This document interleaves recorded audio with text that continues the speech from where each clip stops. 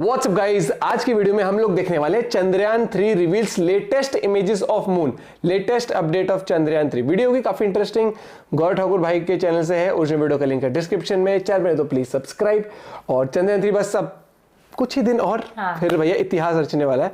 तो 1 2 3 5 अगस्त 2023 7:15 चंद्रयान 3 ने चांद की पहली इमेज कैप्चर करके एक और माइलस्टोन अचीव कर लिया है। 15 दिन अर्थ के अराउंड ऑर्बिट करने के बाद फाइनली उसे मून के ऑर्बिट में इंसर्ट करने में साइंटिस्टों को सफलता मिली है और बहुत ही जल्द वो दूसरे ऑर्बिट में भी एंटर कर लेगा। चंद्रयान 3 ने एक बड़ा माइलस्टोन अचीव कर लिया है। 1 अगस्त 2023 12:15 AM 15 दिन अर्थ के अराउंड ऑर्बिट करने के बाद फाइनली चंद्रयान 3 सक्सेसफुली अर्थ की ग्रेविटी को एस्केप करके मून की तरफ स्लिंग शॉट हो चुका है। अब साइंटिफिक टर्म्स में से ट्रांसलूनर इंजेक्शन कहते हैं, लेकिन अभी भी समझना यह बाकी है कि चंद्रयान 3 का करंट स्टेटस क्या है, वो अभी एट द मोमेंट ऑपरेट कैसे कर रहा है, इसरो से कैसे कम्युनिकेट कर रहा है एंड उसका आगे का जर्नी, आगे की ट्रैजेक्टरी कैसे होने वाली है। एंड गाइस, सबसे इंपॉर्टेंटली इसरो के ट्रांसलूनर इंजेक्शन के अचीवमेंट में भी कुछ क्वेश्चंस रेज हो रहे हैं। देखो, नासा के अपोलो मिशन को मून तक पहुंचने में 4 दिन लग गए थे। यूएसएसआर के लूना 1 ने तो लैंडिंग केवल 34 आवर्स में ही कर दिया। तो फिर इसरो को इस मिशन को पूरा करने के लिए इनसे 10 गुना ज्यादा समय यानी कि 40 दिन का समय क्यों लग रहा है? वेल, इसके पीछे प्रॉपर साइंटिफिक रीजंस है। दरअसल इन कंट्रीज ने अपने मिशन को डायरेक्टली मून के ऑर्बिट में ही लॉन्च करवाया था और ये लोग ऐसा कर पाए थे बिकॉज इनके मिशन के बजट्स हेवी थे, तो जो लॉन्चर्स थे वो भी काफी ज्यादा फ्यूल कैरी कर सकते थे। लेकिन जैसे कि आप सभी जानते हो, कम कॉस्ट में मैक्सिमम और सक्सेसफुल आउटपुट देना इसरो की हमेशा से ही खासियत रही है।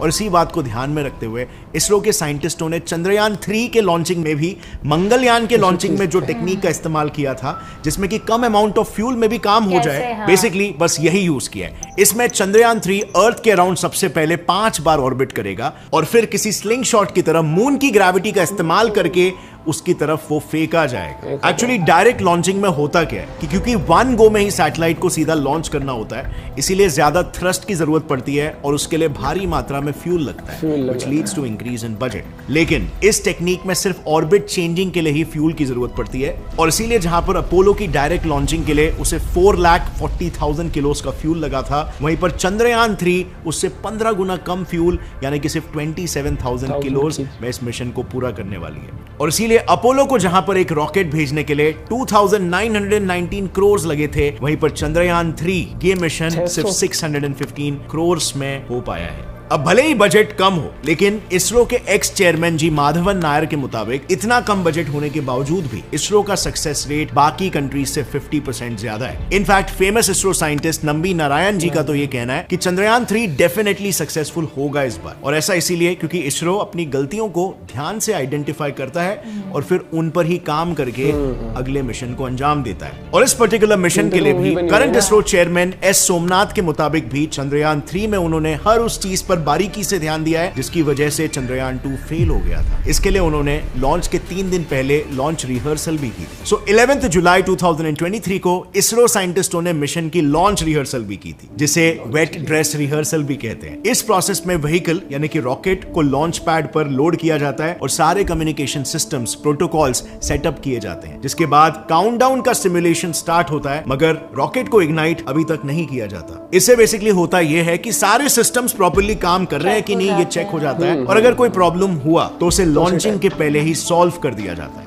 And most of the time इसी प्रोसेस पर मिशन का सक्सेस डिपेंड भी होता है, क्योंकि 2022 में जब आर्टेमिस 1 की वेट ड्रेस रिहर्सल शुरू थी, तब नासा के साइंटिस्टों ने तभी ही हाइड्रोजन लीक की प्रॉब्लम को डिटेक्ट कर लिया था, जो अगर डिटेक्ट नहीं होता तो शायद वो मिशन सक्सेसफुल ही नहीं हो पाता। बट फॉर्चुनेटली कोई प्रॉब्लम डिटेक्ट नहीं हुई और इसरो के साइंटिस्ट असली रॉकेट लॉन्च की तैयारी में जुट गए। And finally, as we all know, 14 जुलाई को 2:35 पर चंद्रयान 3 ने लॉन्च व्हीकल VM3M4 की मदद से चांद की तरफ अपनी उड़ान भरकर पृथ्वी के पार्किंग ऑर्बिट में सही सलामत एंटर कर लिया। इस पार्किंग ऑर्बिट में किसी भी सैटेलाइट के रिवॉल्व करने के अपने फायदे होते हैं, क्योंकि सपोज रॉकेट अगर एटमॉस्फेरिक ड्रैग या ग्रेविटी की वजह से अपनी प्लान्ड ट्रैजेक्टरी से थोड़ा भी डिविएशन दिखाता है, तो उसे डायरेक्ट लॉन्च के मुकाबले दोबारा से ट्रैक पर लाना आसान हो जाता है।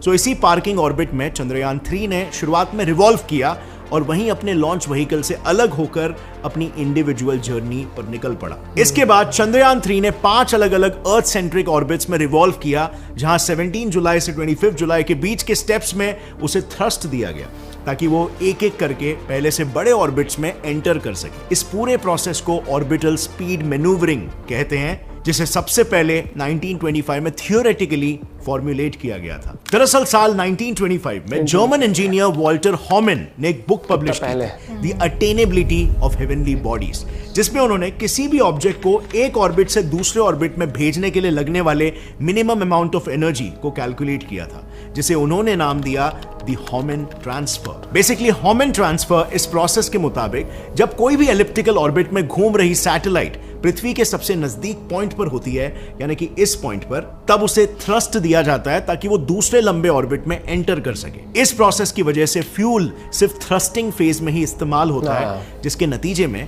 फ्यूल की कंजम्पशन कम हो जाती है। तो एग्जैक्टली इसी प्रोसेस की मदद से चंद्रयान 3 ने 25 जुलाई को अपने 5वें और आखिरी अर्थ सेंट्रिक ऑर्बिट में एंट्री मारी, जिससे वो चांद तक पहुंचने के एक कदम और करीब आ गया। अब जैसे ही चंद्रयान 3 पृथ्वी के 5वें और आखिरी ऑर्बिट में आया, उसने अपनी स्पीड बढ़ा दी और फाइनली 1 अगस्त की रात को 12:15 AM को पृथ्वी से उसके थ्रस्टर को एक्टिवेट किया गया for translunar injection. Simply speaking, thrusters की मदद से उसे मून की ओर एक फिक्स ट्रैजेक्टरी में सक्सेसफुली भेज दिया गया। एंड व्हाट्स मोर, इस पूरे मिशन को कंप्लीट करने के लिए मेजर रोल प्ले करेंगे थ्रस्टर्स। ये थ्रस्टर्स पृथ्वी से इस्ट्रैक बैंगलोर से कंट्रोल होंगे एंड इनफैक्ट यहीं से इंडिया के सारे मिशंस को कंट्रोल किया जाता है, क्योंकि यहां से सैटेलाइट के ऑर्बिट्स, ऑल्टीट्यूड, फ्यूल कैपेसिटी जैसे कई टेक्निकल एस्पेक्ट्स का रियल टाइम एक्सेस हो सकता है। सो इन्हीं थ्रस्टर्स की वजह से चंद्रयान 3 सीधा जाने के बजाय मून के पास जाने के बाद एक कर्व्ड ट्रैजेक्टरी में एंटर होगा और फिर मून के अराउंड ऑर्बिट करने लगेगा। और रिसेंटली इन्हीं थ्रस्टर्स की मदद से 5 अगस्त को 7:15 पर उसे सक्सेसफुली मून के ऑर्बिट में इंसर्ट किया गया है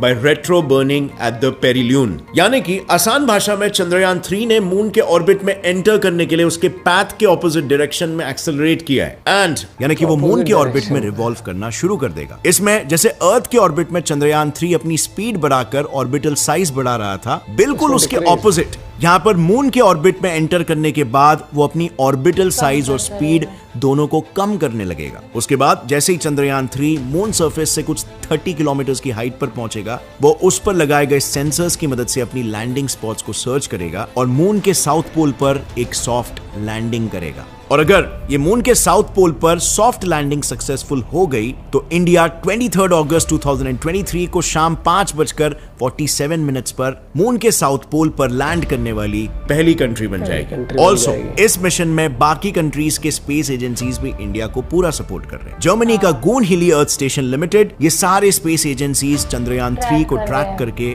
उससे आए हुए सभी डेटा को इसरो के साथ शेयर कर रहे हैं, क्योंकि अल्टीमेटली इस सबसे सिर्फ इसरो को ही मदद नहीं मिलेगी बल्कि ESA के according international space flight collaboration को भी बढ़ावा मिलेगा। But let me ask you, what about the missions after Chandrayaan? Chandrayaan के बाद इसरो के कौन से मिशंस अलाइंड है और उसमें एग्जैक्टली क्या होने वाला है? सो जैसे ये मिशन फिनिश होगा, वैसे ही इसरो अपने नेक्स्ट मिशन गगनयान को लॉन्च करने की तैयारी शुरू कर देगा, जिसमें एक ह्यूमनॉइड रोबोट होगा कॉल्ड वायोमिट्रा। ये एक AI एनेबल्ड रोबोट है जिसे लॉन्चिंग के बाद रॉकेट में होने वाले वाइब्रेशंस और शॉक वेव्स को स्टडी करने के लिए भेजा जाएगा। इसे इस तरह डिजाइन किया गया है कि हर एक प्रॉब्लम और सक्सेस पर ये किसी ह्यूमन की तरह ही फेशियल एक्सप्रेशंस देकर उसे बयां करेगा। इसके साथ ही ये ह्यूमनॉइड डिस्प्ले पैनल को ऑपरेट करके पृथ्वी पर साइंटिस्टों के साथ कम्युनिकेट भी करेगा। लेकिन इसके अलावा इसरो के स्पेस मिशन सिर्फ मून तक ही सीमित नहीं रहने वाले। In fact deep solar system exploration के लिए इसरो अगले कुछ सालों में कई सारे माइंड ब्लोइंग मिशंस को लॉन्च करने वाला है, जैसे कि आदित्य L1। इस मिशन में बेसिकली एक प्रोब सूरज की स्टडी करने के लिए रवाना हो जाएगा। इस मिशन का मेन ऑब्जेक्टिव है सोलर एटमॉस्फेयर को, खास करके क्रोमोस्फीयर को और कोरोना को स्टडी करना, जिसके लिए इसमें 7 पेलोड्स इंसर्ट किए गए हैं। उसमें से 4 सोलर सरफेस को स्टडी करेंगे और बचे हुए 3 सोलर विंड्स और मैग्नेटिक फील्ड को ऑब्जर्व करेंगे। इसके बाद फ्रेंड्स साल 2031 तक इंडिया शुक्रयान 1 भी लॉन्च करने वाला है, जो वीनस पर होने वाले volcanic activities, wind speed, atmosphere और बाकी के प्लैनेटरी फीचर्स को ऑब्जर्व करेगा। एंड फाइनली शुक्रयान 1 के बाद अगला मिशन होगा मंगलयान 2, जो मंगलयान 1 के मिशन को कंटिन्यू करेगा आगे। ऐसा इसीलिए क्योंकि फ्यूल और बैटरी खत्म होने की वजह से मंगलयान का इसरो के ग्राउंड स्टेशन के साथ कांटेक्ट टूट चुका है और इसी के साथ मिशन भी वहीं पर खत्म हो गया। लेकिन मंगलयान 1 की तरह ये भी एक ऑर्बिटल मिशन ही होगा और अगर ये मिशन सक्सेसफुल हो गया तो इसरो उसके कुछ ही सालों में अपना लैंडर मार्स पर भी लैंड कराएगा और इस पूरे मिशन की लीड होगी scientist doctor Ritu Karidhal, rocket women of India, जिसने मंगलयान मिशन को लीड करके सक्सेसफुली लॉन्च भी किया था।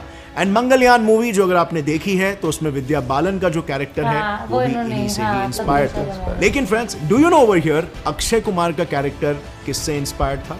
Well, the moon man of India Padmashri Mylswamy Annadurai ji, जिससे बाय द वे इसी चैनल पर हमने एक पॉडकास्ट वीडियो में खूब चर्चा की है, all about the mission, about aliens, about God, about religion, about how to join ISRO, about ISRO's future missions, about the meaning of life, about multiverse, about string field theory, and lot, जिसे आप यहाँ पर click करके देख सकते हो। Highly recommend you check out this video. बहुत ही interesting conversation है एक true genius scientist के साथ। And with that said, friends, that's all for today. अगर ये वीडियो अच्छी लगी तो एक लाइक जरूर। बहुत बढ़िया तरीके से एक्सप्लेन किया हर एक चीज, और जैसे काफी लोगों का डाउट था ना किस तरीके से इंसर्ट हुआ होगा वो चीज भी, और साथ ही साथ ये भी झलक मिल गई है कि कौन से आगे मिशंस आने वाले हैं। गगनयान हो गया या फिर मंगलयान 2 हो गया, मूवी बनी थी और वो पता लगा कि अक्षय कुमार ने किन का कैरेक्टर प्ले किया था कि इंस्पायर होकर, और विद्या बालन ने किन का। वो तो पता है, विद्या बालन वाला तो मैंने देखा था, ये वाला नाम। और दूसरी बात ये कि भाई अभी तो शुरुआत है, स्पेस में बहुत कुछ डिस्कवर करना बाकी है और धीरे धीरे साल लगेंगे या 20 साल लगेंगे या 30 साल लगेंगे वो पता नहीं, लेकिन टूरिज्म भी शुरू होगा एक दिन स्पेस का, कि जैसे अभी तो हम कह देते हैं ना कि हांगकांग की ट्रिप जानी है या दुबई जाना है, तो वैसे ही हुआ करेगा। मार्स पे जाना है या चांद पे जाना है या प्लूटो पे, प्लूटो तो सिस्टम का पार्ट नहीं, फिर भी कह देंगे प्लूटो दिखा के ले आता है, चलो घुमा फिरा के। लेकिन इंटरेस्टिंग है, बहुत दिलचस्प रहेगा कि जब स्पेस ट्रैवल भी बहुत ईजी हो जाएगा आगे जाके, और होगा। हम ह्यूमंस हैं, ह्यूमंस में वो जो होते हैं ना एक वो क्यूरियोसिटी और जुनून भी, कि भैया डिस्कवर तो करेंगे और आगे भी पहुंचना है, बहुत चीजें हैं। और अंतरिक्ष तो भैया ब्रह्मांड जो कहा जाए सोलर सिस्टम कितना बड़ा है, मतलब दुनिया जो अंतरिक्ष की है ना, वो हम वो इमेजिन भी नहीं कर सकते क्या कुछ रहस्य छुपे हुए हैं, और हम ह्यूमंस ही हैं जो इन रहस्यों को सुलझा भी सकते हैं। वही वाली बात है। बाकी वीडियो थी इंटरेस्टिंग, और मुझे लगता है कि आने वाले वक्त में चाहे हम बुढ़े हो जाएंगे तब तक के लिए बहुत चीज़ें पता लगेंगी जो आज के टाइम पर नहीं पता है हमें अंतरिक्ष से रिलेटेड। और क्या पता मतलब कि हमारी तरह किसी प्लेनेट पर रहते हुए लोग मिल जाए या कोई लिविंग बीइंग किसी तरीके से। अपना पॉइंट ऑफ व्यू आप लोग भी शेयर कर सकते हैं। और वो पॉडकास्ट इंटरेस्टिंग रहेगा जो बताया ना कि जिनके साथ शूट किया है कि इसरो कैसे ज्वाइन कर सकते हैं, या फिर सारी चीजें बोला ना, बहुत चीजें गॉड रिलेटेड, भगवान से रिलेटेड बहुत। मिलते हैं आपसे वीडियो के साथ, बाय बाय, टेक केयर।